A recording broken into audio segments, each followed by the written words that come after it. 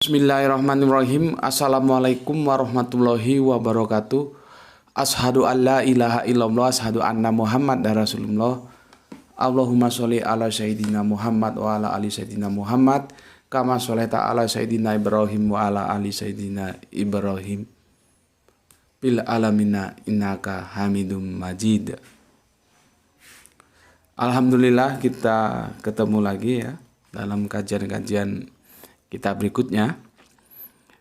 Sebelum kajian ini kita mulai ya, mari kita ucapkan puji syukur kehadirat Gusti Allah ingkang Maha Agung ya. Tentunya kita juga mendoakan semoga semua yang mengambil bagian dalam langkah dakwah ini, baik secara moral maupun material, tercatat sebagai amal soleh untuk mereka yang mengambil peran serta bagian dakwah seperti apa yang kita lakukan sekarang ini. Oke.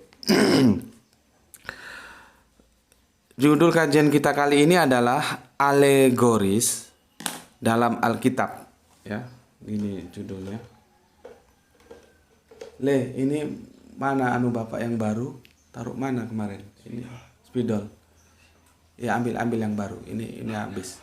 Kalau nggak ada ya sudah Bapak taruh situ. Oke, jadi judul kajian kita adalah alegoris dalam Alkitab. Ya. Alegoris. Ya. Dalam Alkitab.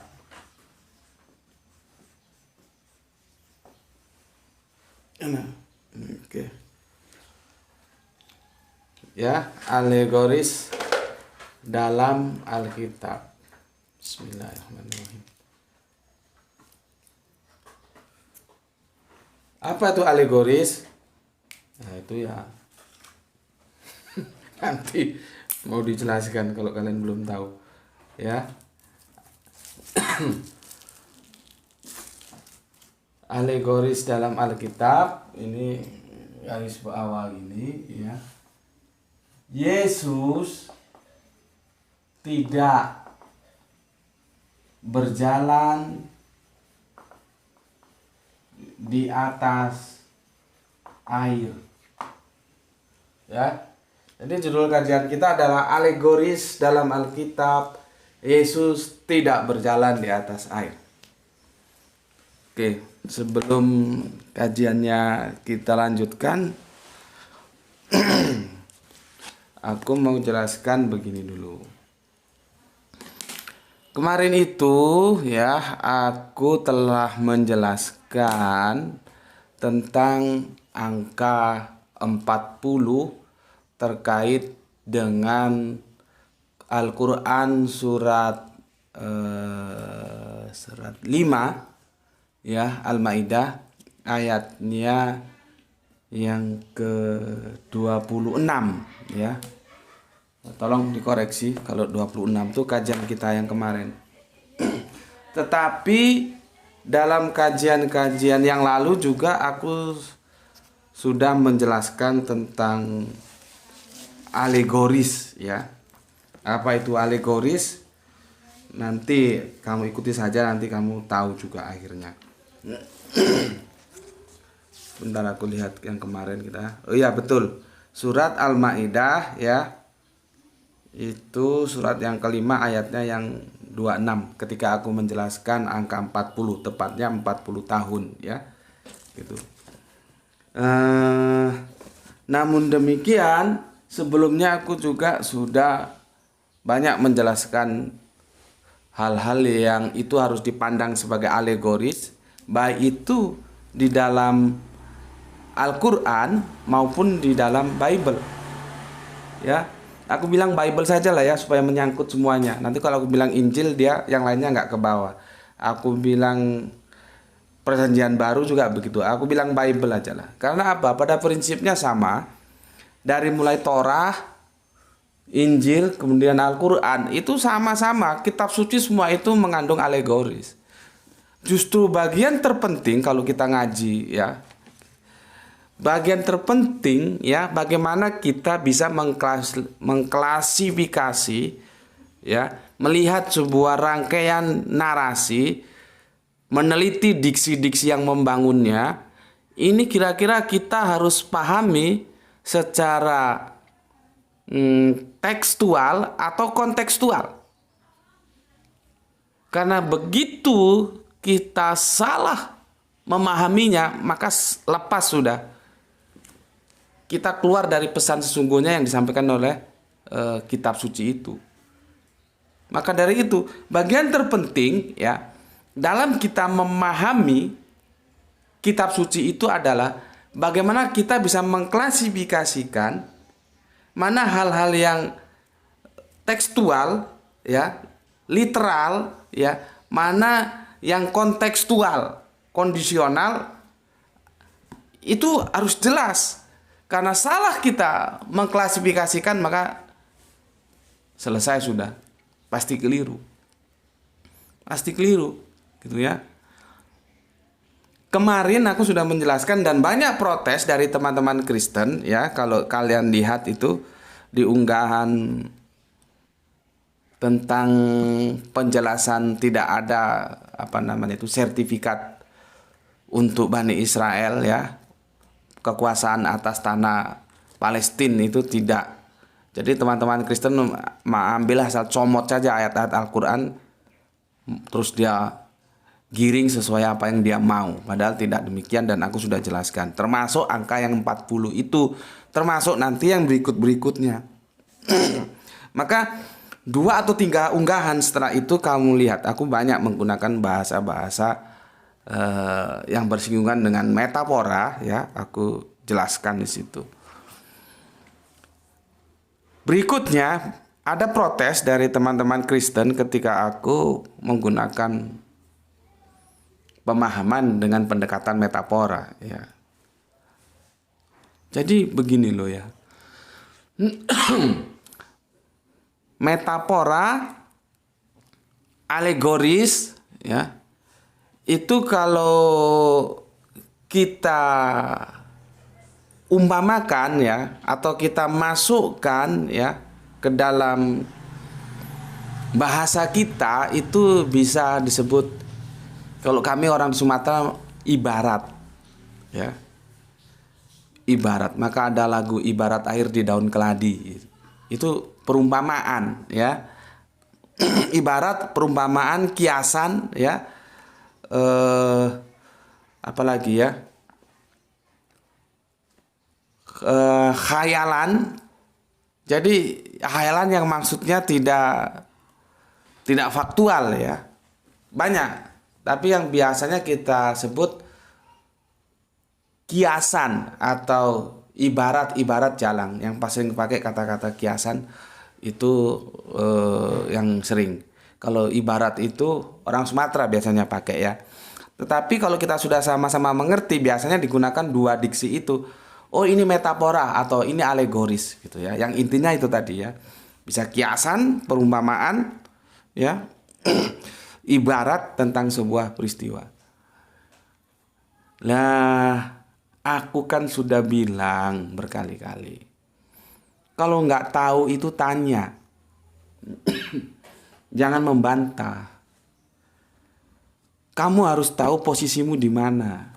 Kamu berbicara dengan siapa. Kalau nggak tahu itu tanya. Kalau nggak tahu kamu membantah, itu sama saja kamu memamerkan ketololanmu. Ya, tolol itu nggak usah dipamerkan. Karena orang juga nggak ada yang butuh dengan ketololanmu. Simpan aja ketololanmu itu. Jadi kita dalam sebuah diskusi-diskusi ilmiah, kita harus mawas diri lah. Ya, kita ada posisi di mana. Kalau nggak tahu, aku kan nggak pernah larang selama itu disampaikan dengan aturan-aturan yang itu bijak lah ya. Tidak perlu kita saling menjatuhkan. Tanya-tanya saja. Nggak usah dibumbu-bumbui dengan suatu upaya yang menyudutkan. Tanya saja, nggak ada masalah. Dan aku mesti jawab kok. Gitu. Ya. Jadi kalau kamu nggak tahu, tanya. Kalau kamu nggak tahu, kamu membantah, itu kamu pamer ketololan. Dan di sini nggak butuh ketololan siapapun. Ya, di channelku ini nggak butuh ketololan siapapun. Yang aku butuh kepintaran. Kalau ada kepintaran, ayo dibagi di sini, supaya teman-teman lain tahu. Jadi kalau kamu nggak tahu, kamu membantah, itulah wujud dari eksistensi ketololanmu selama ini yang kamu genggam. Tuh. Sudah berulang kali dikasih tahu kok, gobloknya nggak bisa hilang. Ya. Nih, kita buka sekarang supaya gampang aku beri bantuan ya. Kita buka Alkitab elektronik ya. Alkitab elektronik. Kajian ini juga perlu untuk teman-teman Islam loh ya, bukan hanya teman-teman Kristen juga. Karena teman-teman Islam, ketika aku tanya, beri aku satu bukti saja di mana Al-Quran itu menyatakan tentang peristiwa Mi'raj. Aku tidak tanya Isra, Mi'raj. Ada nggak argumentasinya dalam Al-Quran?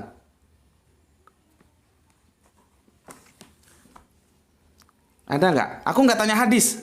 Al-Quran ada nggak mengatakan Mi'raj? Paling-paling kalian lari ke surat An-Najm.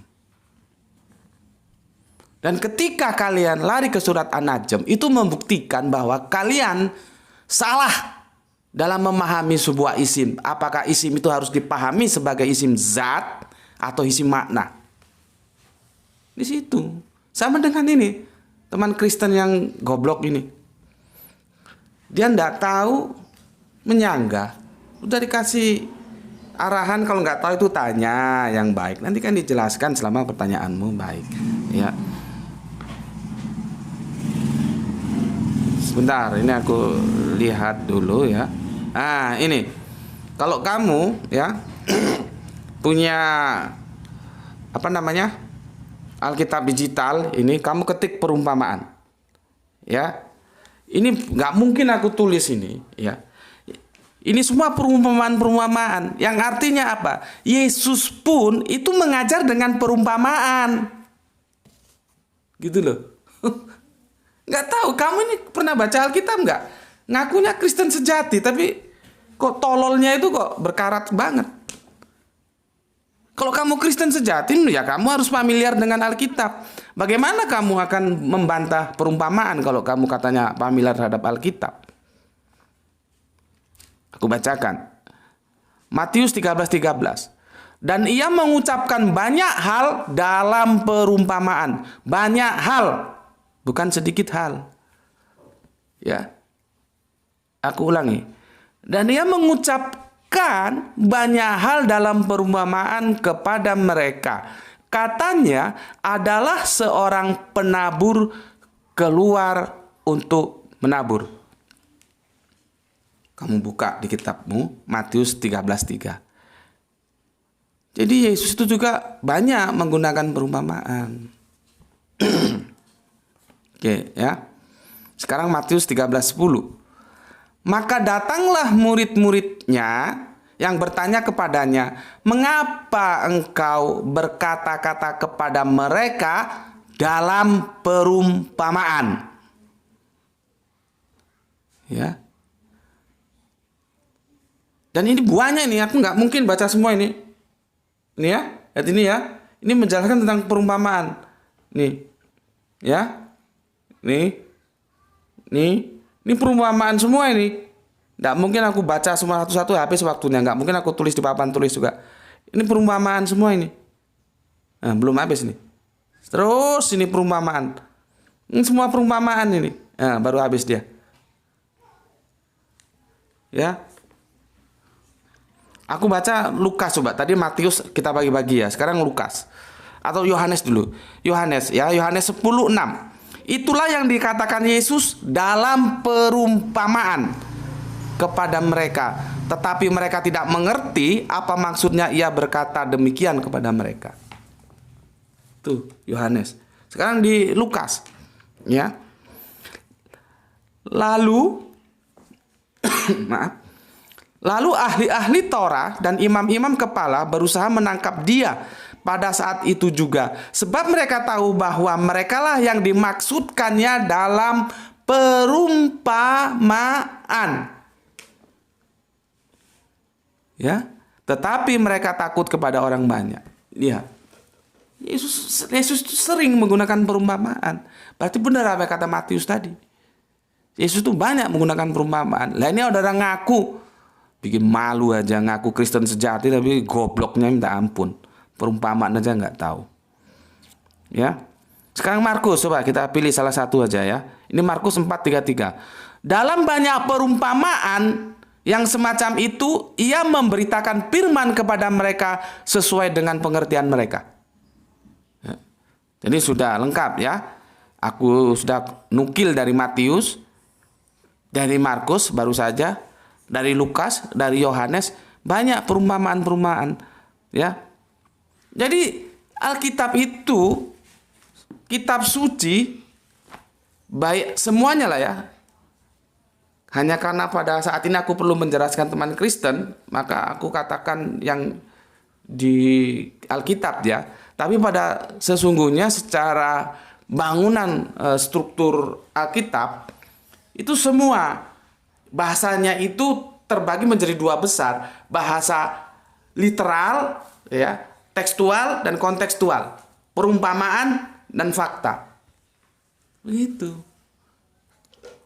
Kita tidak bisa menafikan keduanya karena begitu. Kalau salah, ya, yang perumpamaan kita pahami secara faktual, itu meleset artinya. Kita keblangsak. Begitu juga, ini ada narasi faktual dipahami perumpamaan, bablas juga. Makanya aku seperti bilang tadi, salah satu hal yang terpenting justru di dalam kita memahami teks-teks suci itu, kita harus bisa memilih dan memilah narasi itu narasi perumpamaan atau faktual. Itu semua kitab begitu. Kan tadi aku sudah contohkan bagaimana teman-teman Islam ketika aku minta pertanggungan jawabnya. Adakah Al-Quran mengatakan tentang Mi'raj? Aku sudah menebak yang diajukan itu pasti surat An-Najm. Dan itu karena kesalahan memahami isim. Isim itu ada dalam isim makna atau isim zat. Itu ya. Oke, sekarang kita ambil contoh aja ya. Sebelum ke contoh, tapi aku jelaskan. Tadi perjanjian lama belum ya. Perjanjian lama belum aku ambil contoh. Sebentar, aku punya referensi untuk kalian. Jadi jangan dikira perjanjian baru, perjanjian terakhir saja yang apa namanya? Yang ada perumpamaannya. Enggak. Ini catat aku supaya nggak penuh ini ya.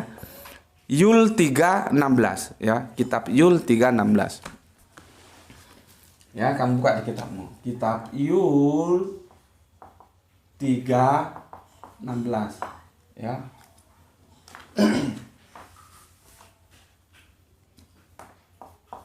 Yul 3:16 ya. Begini, sebelumnya kalau kita baca di kitab perjanjian lama itu ada istilah gunung batu. Jadi kalau ketika berbicara tentang keilahian lalu mengatakan gunung batu, itu bukan berarti Allahnya orang Yahudi itu batu. Itu loh. Kan menjadi salah lagi kalau begitu. Itu melambangkan gunung batu itu kekokohan, kekuatan. Itu loh. Karena yang namanya Allah itu masa harus kuat. Nggak ada Allah itu bisa dimain-mainin, bisa ditempeleng, bisa dibikin main-mainan. Itu bukan Allah itu. Ya. Bukan Allah. Allah itu dia absolut. Nah, mungkin bisa dibikin main-main seperti manusia aja. Ya. Bisa dipetentang-petenteng, bisa dieret-eret. Itu bukan. Masa Allah dieret-eret? Gitu. Oke. Yul 3:16. Tuhanmu mengaum dari Sion. Bayangkan. Tuhan kok mengaum. Ya. Dari Yerusalem ia memperdengarkan suaranya, dan langit dan bumi bergoncang. Tetapi Tuhan adalah tempat perlindungan bagi umatnya, dan benteng bagi orang Israel. Coba, kurang dahsyat apa alegorisnya? Metaforanya kurang dahsyat apa? Diksinya jelas, Tuhanmu mengaum dari Sion. Terus lu bilang, oh Tuhannya orang Israel itu singa seperti ini. Gitu. Mengaum.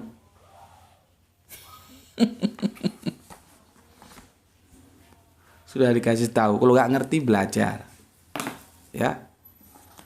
Nggak usah bantah. Tambah nampak bodohnya nanti.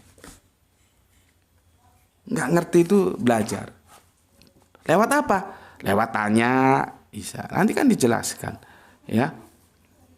Oke.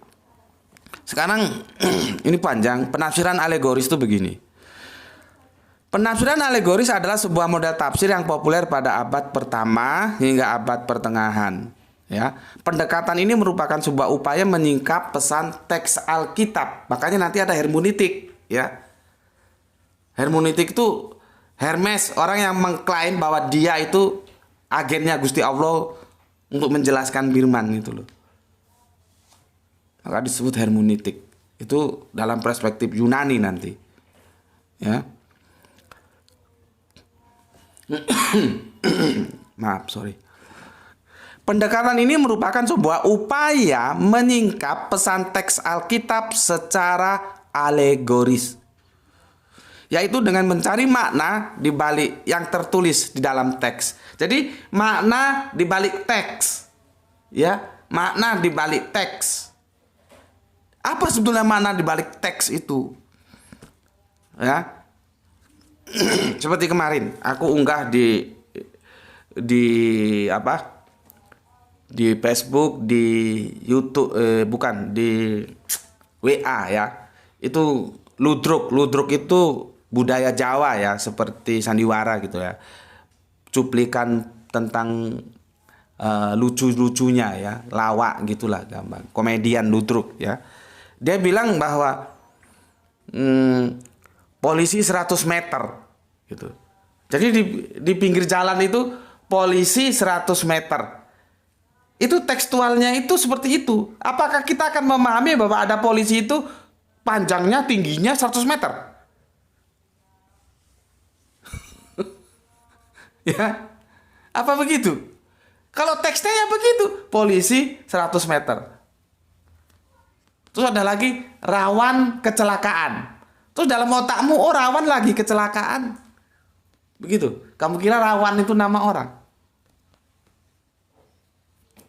Kan kita harus pandai melihat teks, kemudian masuk ke dalam konteks. Itulah perlunya penjelasan-penjelasan secara alegoris.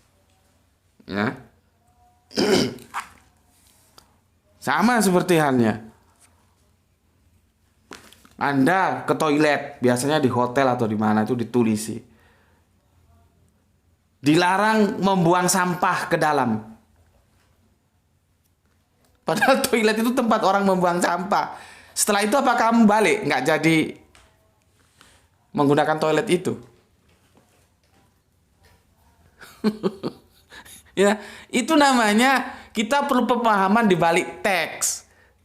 Di balik teks itu konteks. Konteksnya apa? Itu. Jangan ada polisi 100 meter kamu kira polisi tingginya 100 meter. Ada tulisan rawan kecelakaan, jangan kamu kira terus yang namanya rawan kecelakaan di situ. Jangan kamu kira di toilet kloset ya dilarang membuang sampah. Terus kamu kira nggak bisa digunakan untuk seperti kebutuhanmu. Bila kamu pipis itu apa? Bukan sampah itu. Ya. Oke. Pelan-pelan supaya kamu ngerti. Di kalangan rabi-rabi Yahudi, model ini merupakan salah satu alternatif model tafsir selain penafsiran literer ya. Jadi ada literal ya, ada kontekstual, penafsiran itu dilihat ini kira-kira yang mana. Berikutnya latar belakangnya ya. Tafsir alegoris diperkenalkan oleh orang Yunani yang secara khusus dikembangkan melalui filsafat Stoa. Nah, ini sudah masuk filsafat ya. Pendekatan ini dinilai sebagai solusi untuk menjembatani ketegangan antara mitologi-mitologi Yunani ya, perkembangan filsafat ya. Ini hubungannya. Mitologi-mitologi Yunani tidak lagi dianggap sebagai sebuah yang betulan. Gitu loh. Kamu kalau baca kitab Wahyu, itu kok binatang-binatangnya itu ya, kamu baca kitab Wahyu terus menjelaskan binatang tanduknya begini begitu ya. Terus kamu nanti masuk ke Google ketik binatang-binatang mitologi Yunani. Ya persis seperti itu. Itulah. Makanya di sini perlu penafsiran metaforis. Ya. Oke. Sekarang kekristenan perdana ya itu banyak berjumpa dengan filsafat Yunani. Untuk itu harus dijembatani ya dengan tafsir alegoris. Sekarang hal-hal yang perlu ditafsirkan secara alegoris ya. Satu, jika makna literal teks tidak mengatakan apa yang sebenarnya mengenai Tuhan. Tuh ya. Makanya ketika ada, aku heran, ini orang ini nggak tahu urusan, tapi karena bertanyanya dengan cara yang tidak baik, aku tidak jawab. Seharusnya kalau dia sudah sekolah Alkitab, dia tahu teks itu harus dipahami secara alegoris enggak gitu. Lah aku kok dikirimi hadis Allah itu tangannya di kanan, lalu dia gambar tangan gini, tangan kanan dua gini. Ya aku senyum saja.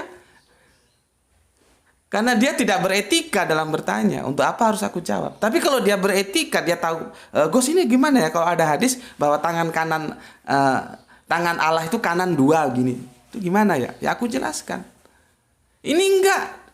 Dia memojokkan dalam kebodohannya dan digambar lagi.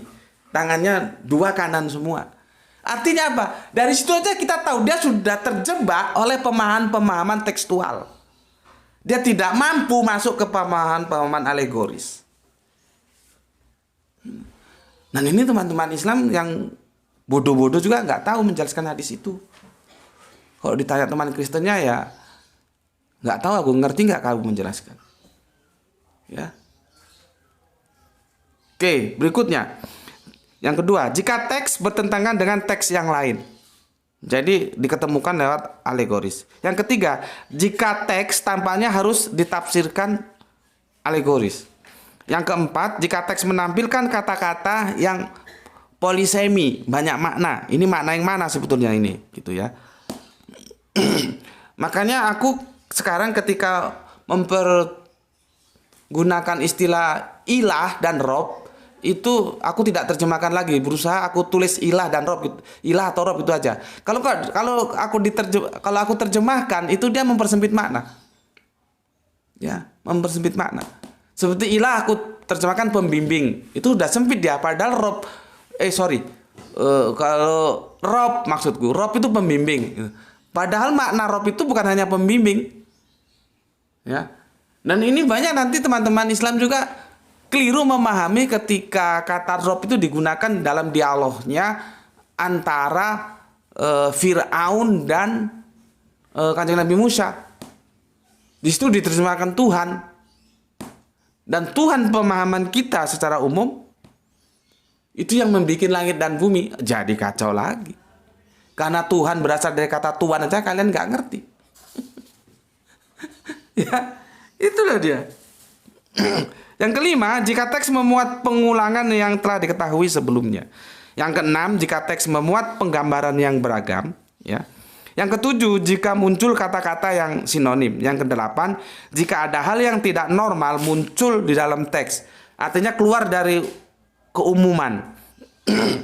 Kesembilan, jika teks memuat permainan kata, artinya sastra, ya. Yang kesepuluh terakhir, jika teks memuat simbol-simbol. Nah, memuat simbol-simbol itu maka dia harus dipahami secara alegoris. Jadi, nah ini kebetulan aku ada menjelaskan simbol-simbol ini, mau kebetulan ingat. Kalian tidak akan mampu Kalau ditanya, untuk menjelaskan alif lam mim itu apa artinya? Gak akan mampu. Kenapa? Itu adalah penjelasannya harus lewat simbol-simbol. Coba kalau kamu ngaji dimanapun kamu ngaji, tanya sama gurumu. Apa artinya alif lam mim? Hanya Allah yang tahu. Lah kalau hanya Allah yang tahu, ngapain dikasih tahu kita? Al-Quran itu untuk kita, bukan untuk Allah. Kok ditanya, apa artinya alif lam mim? Apa artinya nun? Apa artinya toha? Hanya Allah yang tahu. Ngaji sampai dari zaman Belanda, zaman Jepang, sampai zaman kemerdekaan, sampai zaman opo gue, Bung Karno gue zaman opo? Zaman lupa aku. Zaman Orde Lama sampai Pak Harto, zaman Orde Baru sampai Reformasi, sampai sekarang ini kok ditanya apa artinya alif lam mim? Hanya Allah yang tahu. Al-Quran itu bos ya, dikirim Allah itu merupakan surat cinta, dikirim kepada kita agar kita tahu apa maunya Allah. Jadi Al-Quran itu bukan untuk kepentingan Allah, untuk kepentingan kita. Nah terus ditanya alif lam mim artinya apa? Hanya Allah yang tahu. Yokon goblok. Ngaji kan dise hanya Allah yang tahu, hanya Allah yang tahu. Ya. Itu kita masuk dalam bahasa simbol. Sebenarnya aku gampang begini lah. Kamu kalau ada mobil, aku sebetulnya males, aku nggak dibayar nanti jadi bintang iklan. Ya. Tapi harus aku katakan karena nggak ada, aku akan menggunakan dengan penjabar napa lagi. Oke, ginilah ya. Apa memang aku terpaksa menggunakannya meskipun aku nggak pernah dibayar jadi bintang iklannya dia. Kalau kamu ada logo mobil, ada H, ini kamu tahu nggak? Nggak usah banyak-banyak, cukup H satu huruf. Maka kalau kamu ngerti otomotif, otakmu ngerti, tidak bisa tidak. H ini artinya Honda. Itu loh. Itu produk Honda. Logonya cukup H gitu aja. Nggak ditulis Honda gini nggak. Gini aja. H. Dia tahu. Itu loh. Aku juga sudah bahas kan. Misalkan di jalan ada tanda begini. Ini perboden. Apa tanda S ini? Masa kamu ngomong, masa anakmu tanya, Pak itu apa tanda S itu apa Pak? Terus kamu jawab, hanya Pak polisi yang tahu.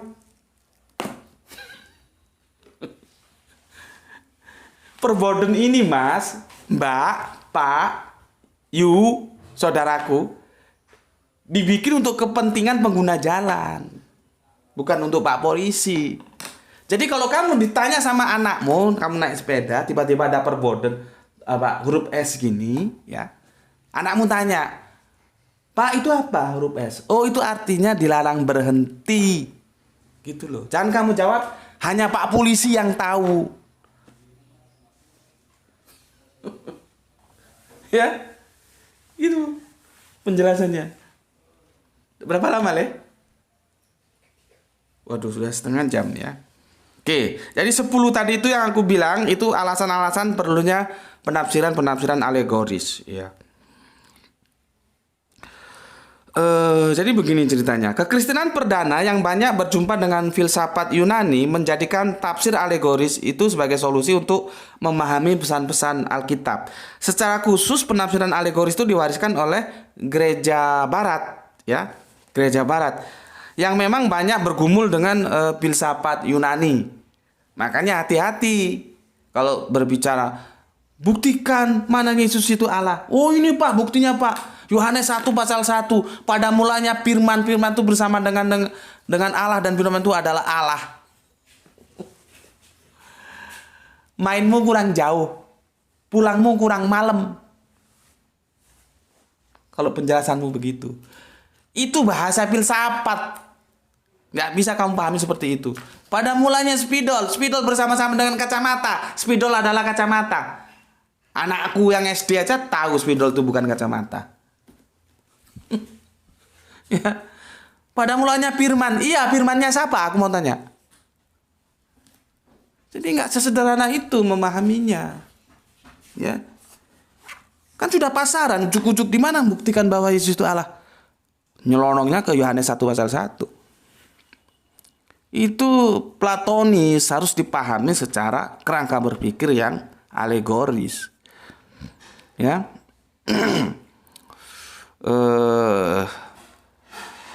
Aku lanjutkan ya penjelasannya, atau aku pilih yang penting-penting saja lah supaya kalian mengerti, karena tidak mungkin semua ini aku jelaskan ya.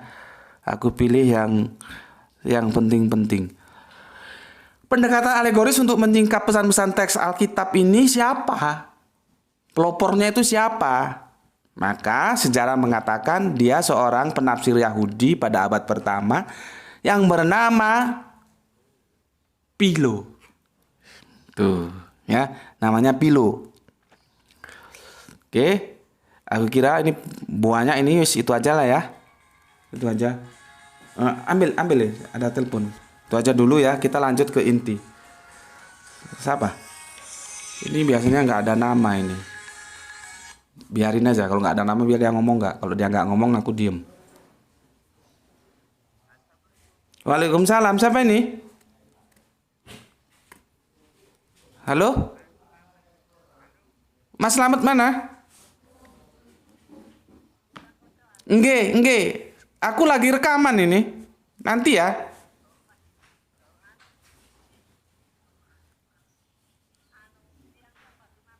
Oh, monggo silakan. Tapi aku masih rekaman ya. Nanti tunggu sebentar ya. Nanti langsung masuk, langsung duduk aja ya. Jangan rame ya.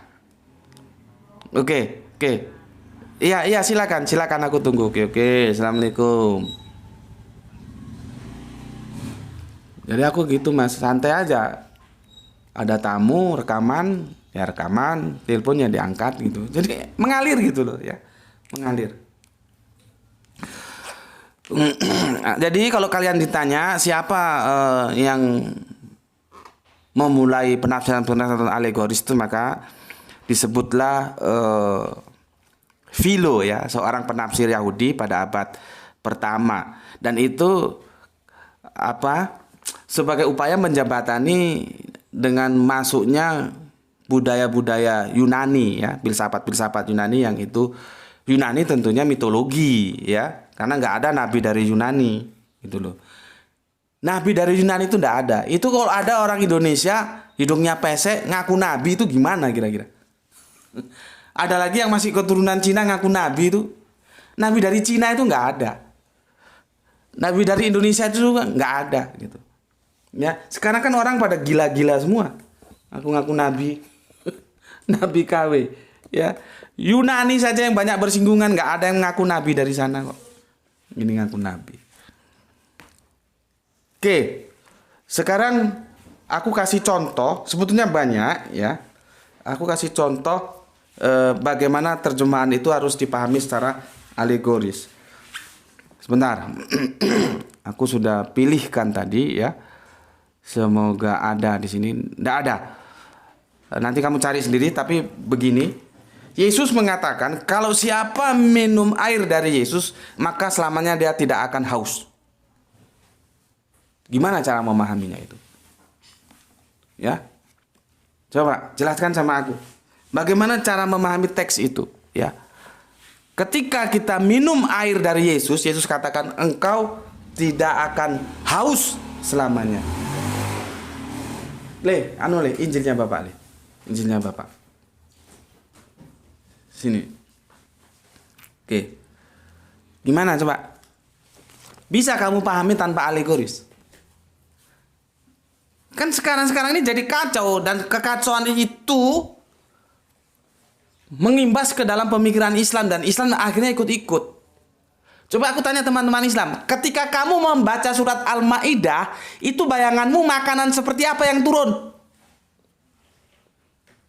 Apa kamu kira berdoa gini terus soto turun? Oh, soto masih kurang, sate turun, sate kurang, apa lagi? Nasi goreng turun. Ngono kuwi. Ya? Apa seperti itu? Kamu memahami surat Al-Maidah itu? Hidangannya turun seperti itu. Karena ini kacau kalau pemahaman seperti itu, karena kamu terkontaminasi pemahaman dalam perspektif Kristen. Kalau orang Kristen belajar Alkitab, dia tahu apa sih sebetulnya pesan yang disampaikan dalam perjamuan terakhir itu. Apa kamu kira perjamuan terakhir terus makan enak-enak makanan seperti bagaimana orang makan begitu? Dari dulu sampai akhir, dari Nabi Adam sampai Kanjeng Nabi Muhammad, itu nggak ada Nabi ngurusi urusan makanan perut, itu nggak ada. Yang diurus itu makanan rohani, bukan makanan perut. Begitu semuanya. Tanpa terkecuali Kanjeng Nabi Musa yang kalian sebut Yesus. Jadi perjamuan terakhir itu, jangan kamu anggap terus makan roti pada jelai begitu. Itu bukan makanan jasmani. Dan Nabi itu nggak ngurusi makanan jasmani. Makanan jasmani itu diurus hanya hukumnya saja. Halal, haram. Setelah itu mau makan apa kek, selama itu halal terserah. Tapi jangan makan apapun yang diharamkan. Begitu. Ya. Cuman kan ini keblangsak semua. Oke, sekarang sesuai judul, Yesus tidak berjalan di atas air. Ya. Yesus tidak berjalan di atas air. Ya. Kalau kita baca di surat Matius, sebentar, aku suratnya berapa ini ya? Supaya clear. Markus dulu, kita lewat Markus dulu ya. Markus ini di Markus 6. Buka anumu, kitabmu buka. Markus 6. Markus 6, cari Yesus berjalan di atas air. Nih ya. Markus 6, Yesus berjalan di atas air. Ya, nggak usah aku tulis lah ya. Terus nanti Matius 14, gini aja lah, gini aja ya.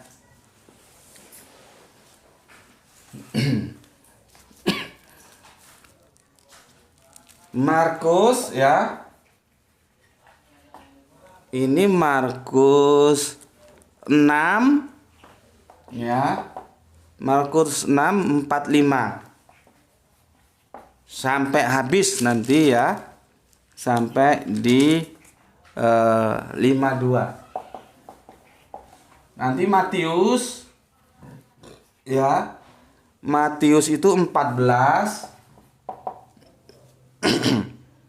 22 sampai 23. 22 sampai 23. Ya, terus nanti Yohanes ya. Yohanes itu ada di Yohanes 6 ya, 16 sampai 21. Sorry, bukan 27, 21. Ya, 21. Lihat. Ini semua itu bercerita tentang Yesus berjalan di atas air. Terus pemahaman kalian, Yesus benar-benar berjalan di atas air? Begitu. Coba. Yesus berjalan di atas air itu seperti orang main sulap gitu. Ya. Yesus berjalan di atas air gitu. Di sini ada kejanggalan cerita, ya. Kalau di Matius, mana Matius ini? Ini tokoh Petrus keluar dia.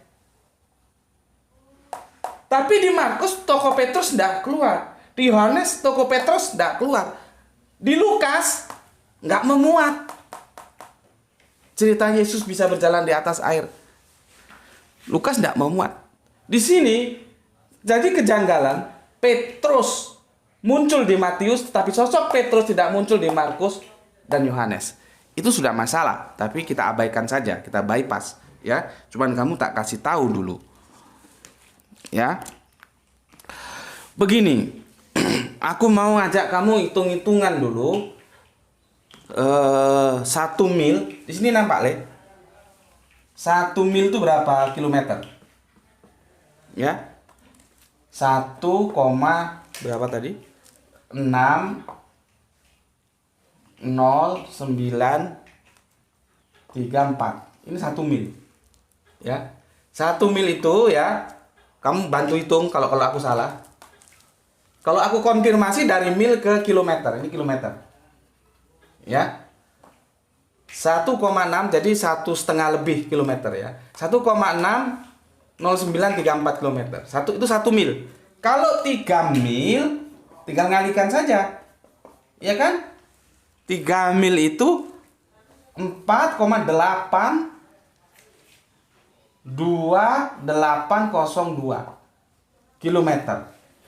Nih, berarti hampir mendekati 5 kilometer jaraknya. Ya, ini mil. Ya. Oke. Ini kamu harus ngerti dulu. Ya. Begini.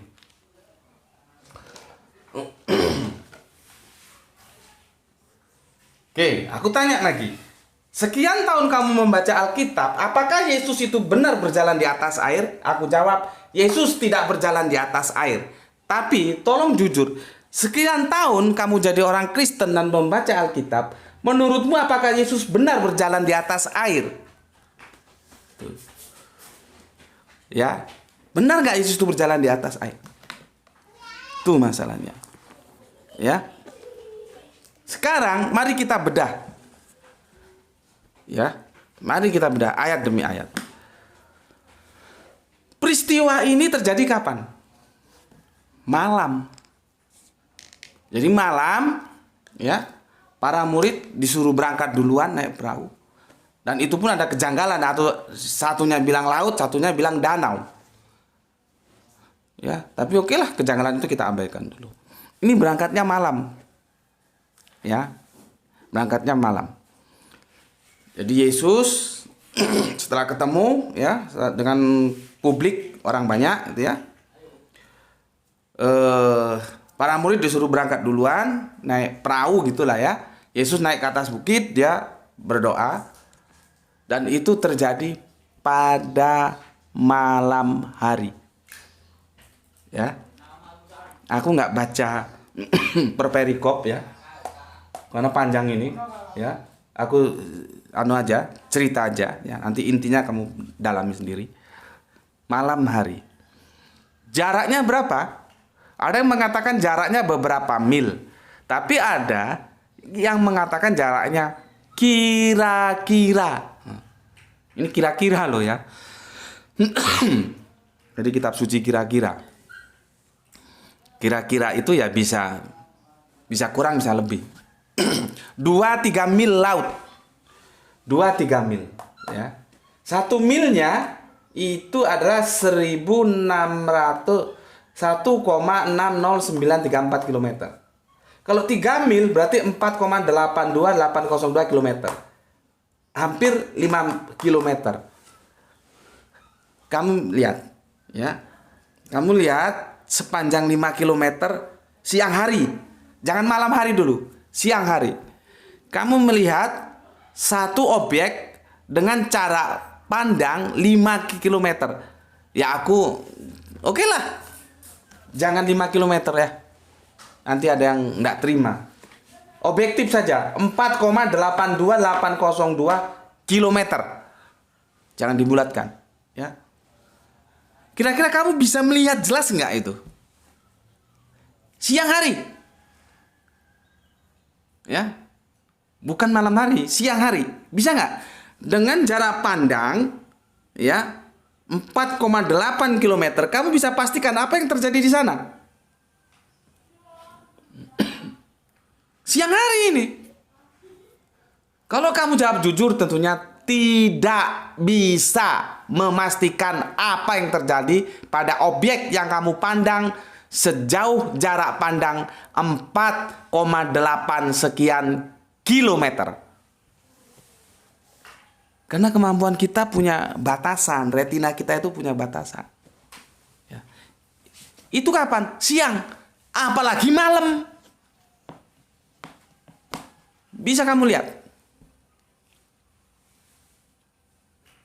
Nah sekarang Yesus itu naik ke atas gunung, berdoa, kemudian turun, ya. Dalam narasi itu dijelaskan Yesus bagaimana dia bisa tahu bahwa perahu itu dalam keadaan yang tidak nyaman, diombang-ambingkan ombak dan angin ribut. Dalam kegelapan. Bagaimana Yesus bisa tahu? Ya. Coba. Sama seperti kemarin. Kalau kamu lihat video kita tahun lalu, berapa jarak salib dari Yesus dan penjahat itu, kok mereka disalib bisa omong-omongan. Itu kan nggak ada yang bisa jawab itu. Ya memang nggak bisa dijawab, orang itu nggak faktual kok.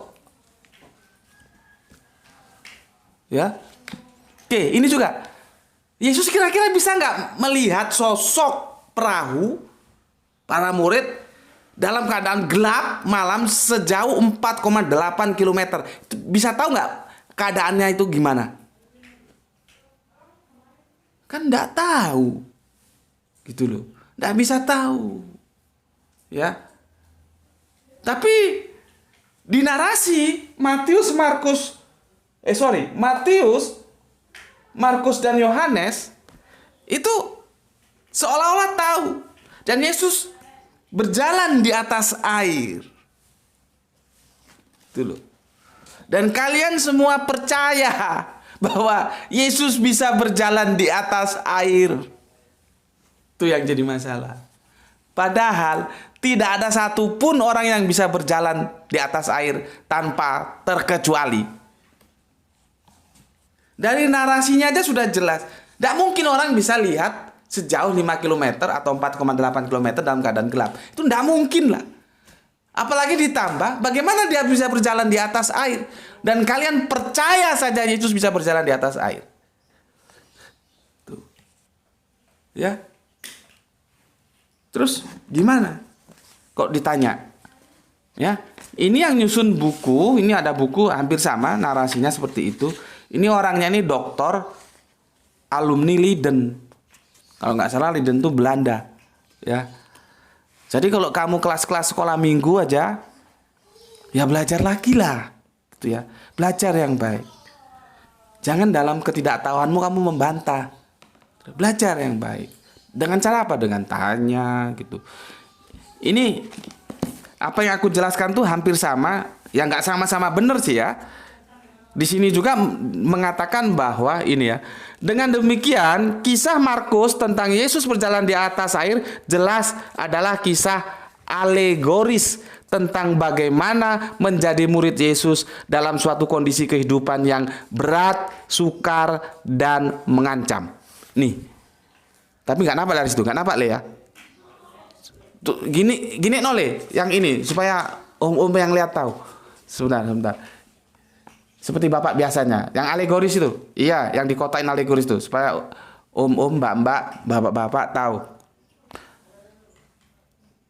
Tulisan alegoris itu, supaya ngerti gitu, supaya bodohnya hilang.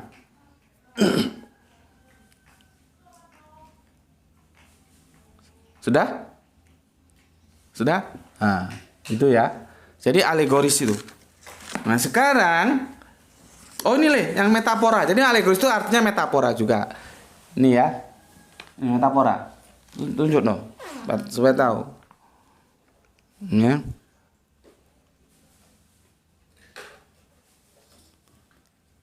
Sudah?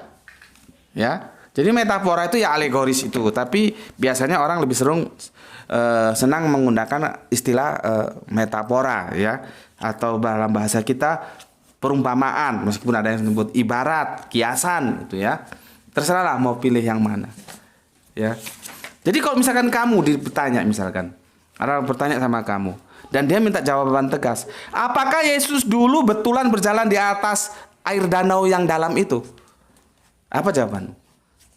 Misalkan aku minta, tolong jawab dengan tegas. Apakah Yesus dulu berjalan di atas air itu benar-benar berjalan?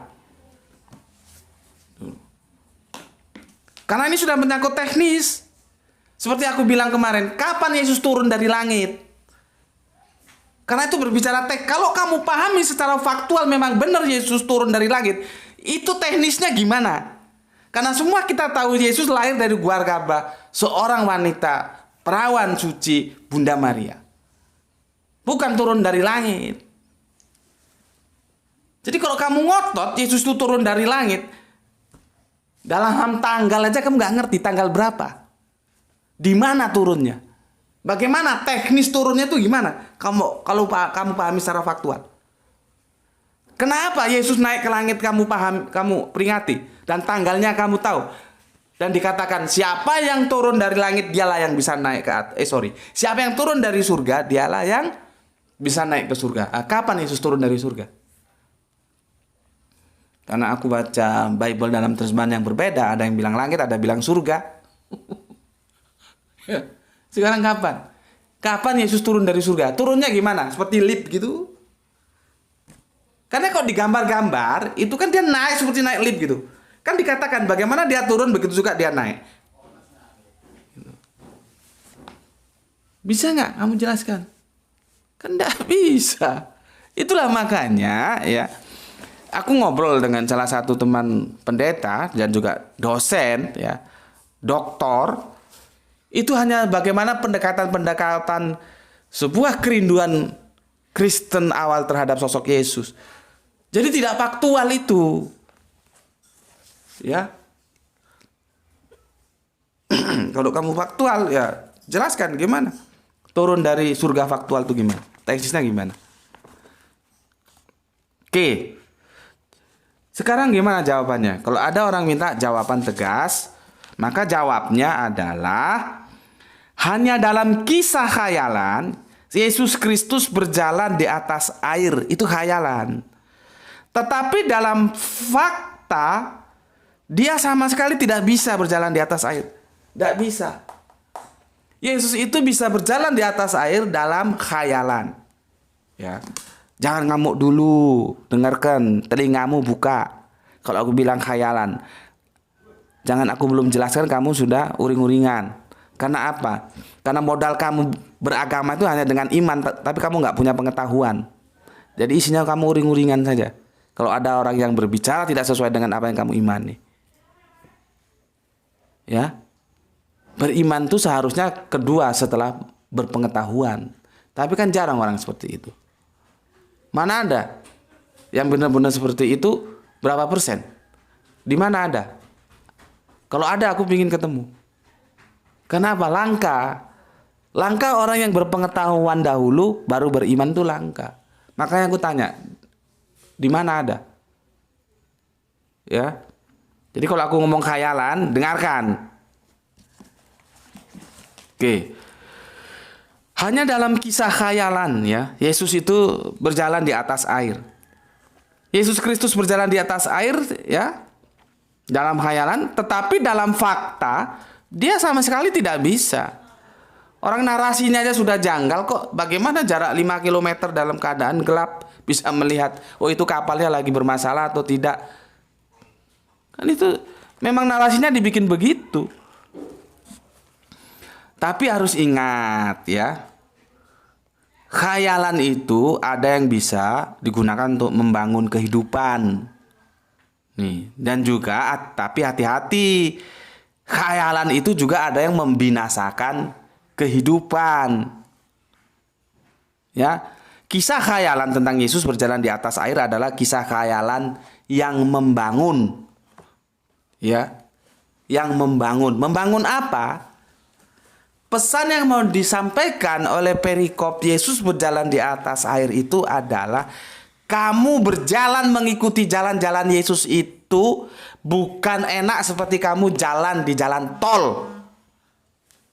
Tapi di sana banyak rintangan, banyak badai, banyak gelap, banyak ombak yang menghantam. Tetapi Yesus pesan, apa yang dia pesan? Tenanglah. Hadapi dengan tenang. Itu pesan yang mau disampaikan dengan bahasa perumpamaan yang kita sebut alegoris, biasa juga disebut dengan metaforis. Seperti itu.